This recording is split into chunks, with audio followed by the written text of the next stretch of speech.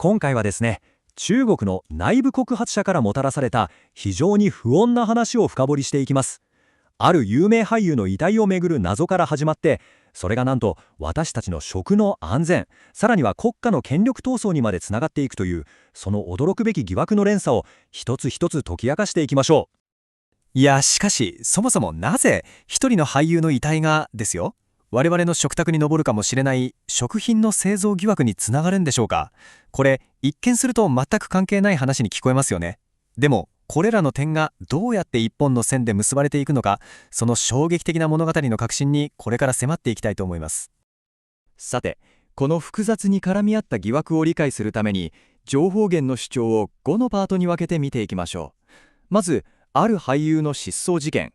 そしてその背後にある国営企業の影。で最も不気味なのが、人体標本と食品とのつながりですね。順番に謎を解いていきましょ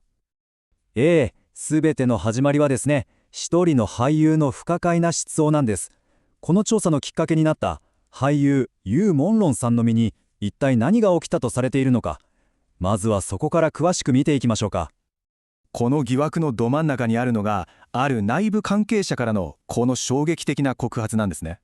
もう憶測はやめてください。彼の遺体は第4層の冷凍庫にあります。これ、ただ亡くなったという話じゃないんですよ。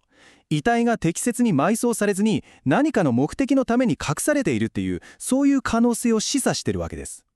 しかも、この情報源が提供する情報がものすごく具体的で生々しいんですよ。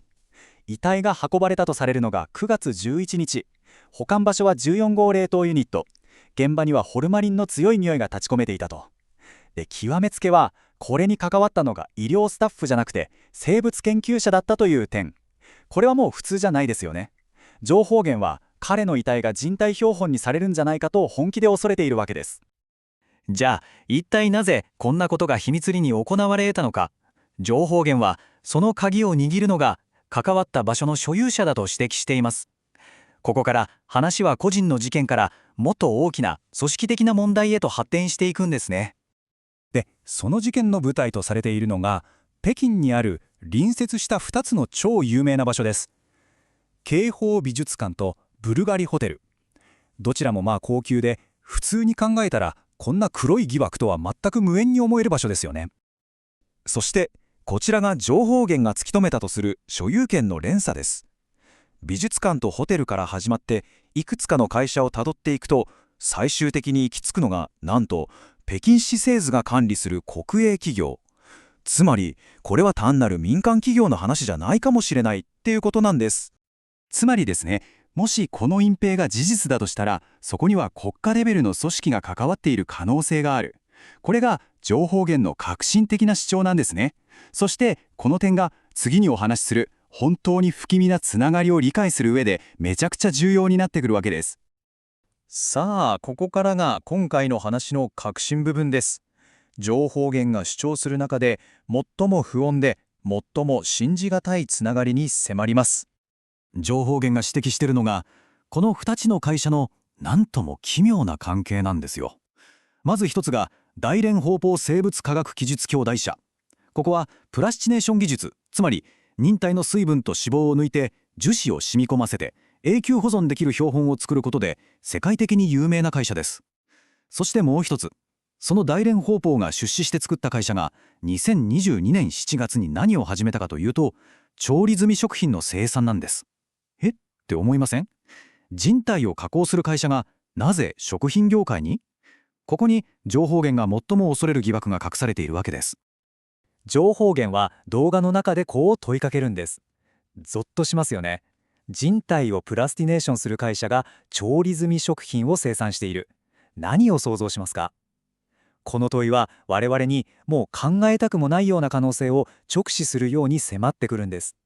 この奇妙すぎる企業のつながりの先に情報源が提示する本当に恐ろしい推測があるんです。しかもですね、この問題の食品会社、もう3年以上も創業していると指摘されてるんですよ。3年以上。もしその製品に何か問題があったとしたら、この3年間で一体どれだけの人々の手に渡ってしまったのか。情報源はその流通範囲の広さにも警鐘を鳴らしてるんですね。そしてこれが情報源が提起する最悪のシナリオです。食品の原材料に人肉や遺体を処理する過程で出る油なんかが含まれている可能性はないのかと。つまり、人体標本の製造ラインと食品の製造ラインがどこかでつながってしまってるんじゃないかという、もう身の物もよだつような懸念です。でも、待ってください。なぜこれほど重大な疑惑が今になって表に出てくるんでしょうか。情報源は、その背景に、中国の権力中枢で今まさに起きている激しい政治の動きがあると見てるんです。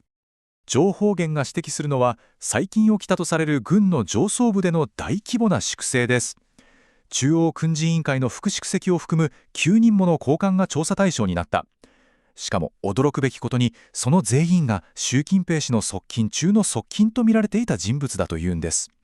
これはもう政権の土台を揺るがしかねないとんでもない出来事ですよね。じゃあこの粛清が何を意味するのか。情報源の解釈によれば、これは習近平氏が軍のコントロールを失いつつある証拠だと。そしてこういう権力の空白とか内部の対立があるからこそ、これまで隠されてきたユー・モンロンさんの事件のような不都合な真実が外に漏れ出す隙が生まれたんじゃないかと示唆しているわけです。そして私たちは再びこの問いに戻るわけです。一人の俳優の死から始まった疑惑が国営企業、人体標本工場、食品生産、そして軍の粛清へとつながっていきました。情報源が提示したこの不気味なつながりは、もしかしたら氷山の一角に過ぎないのかもしれない。まだ私たちの知らない水面下で売り住むつながりが他に一体どれだけ存在するのか、それは今のところ誰にも分かりません。